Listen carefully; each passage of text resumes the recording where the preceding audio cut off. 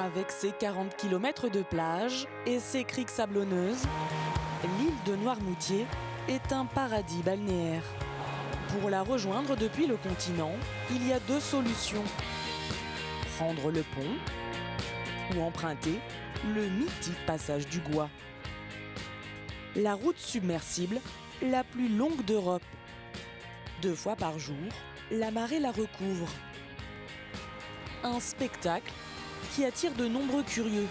Mais cette route demande aussi beaucoup d'attention. Il brasse l'eau pour faciliter l'évacuation de la vase sur les côtés. Et après, on racle s'il en reste pour évacuer le plus possible de vase.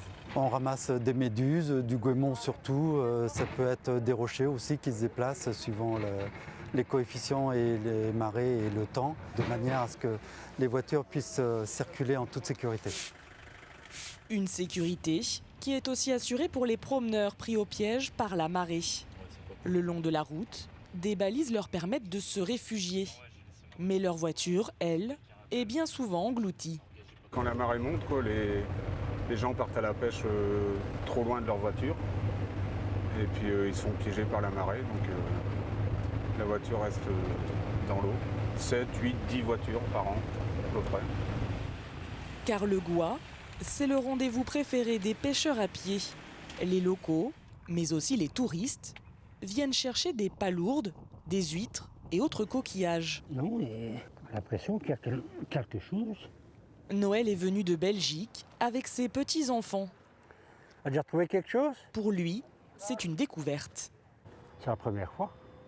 C'est la première fois la pêche à pied. Ça, on va voir ce qu'on trouve. Probablement peu de choses par rapport aux autres. Enfin, le plaisir de le faire une fois aussi. Allez Arthur, tu trouves? Et peu importe si l'on rentre bredouille, le Gois reste un lieu incontournable de l'île. Un peu plus loin, la plage des Dames attire aussi les touristes. Ici débarquaient autrefois les estivants fortunés du 19e siècle. Héritage de cette époque, les cabines qui jalonnent la plage. Daniel Lobinia est un fervent défenseur de ce patrimoine qui a failli disparaître avec la loi littorale. Il n'y a pas un document concernant Noirmoutier sans avoir une photo du passage du Gois, de l'estacade et de la plage avec ses cabines.